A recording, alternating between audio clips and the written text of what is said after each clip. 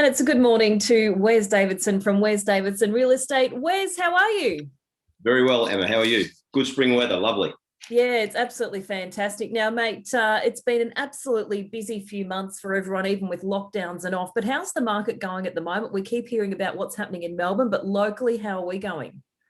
Yeah, we're going very well. It's well up on last year. It's travelling very, very well. But even that's a trend right across the country. Emma, on Thursday, they produced a report saying that the total value of real estate has gone up to $9 trillion. That's $1 trillion more than in April last year.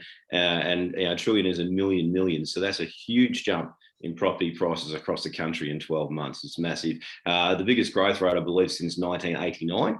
And unfortunately, I can actually remember working that 89 market. It was just as crazy. But of course, it was followed by a very tough time back in 1991. So hopefully we won't see that repeat.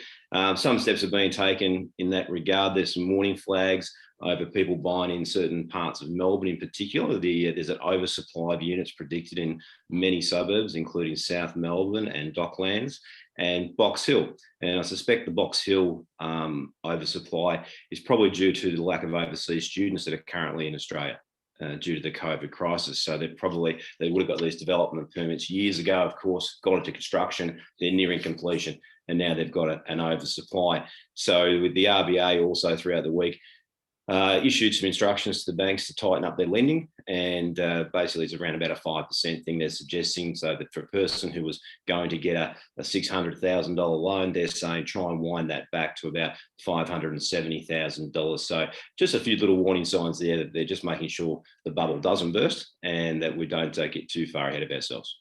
The government issued this week too, Wes, which is good news for those that have holiday homes prior to the 70% double dose target in a couple of weeks. They can come out to their holiday homes and tidy up, which is good. It's going to start to get warm.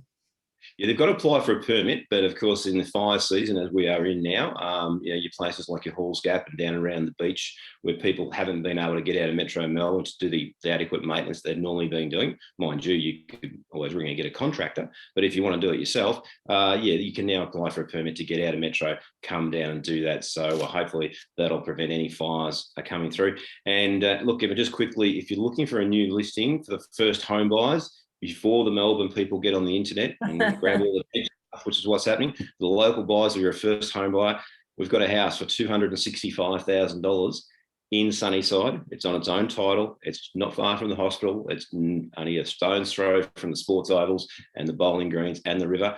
If you want further details, give me a call, 0419 820000. It is a long-term rental property, but it's a great opportunity for the first home buyer.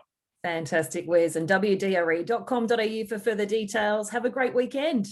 You too, Al. See ya.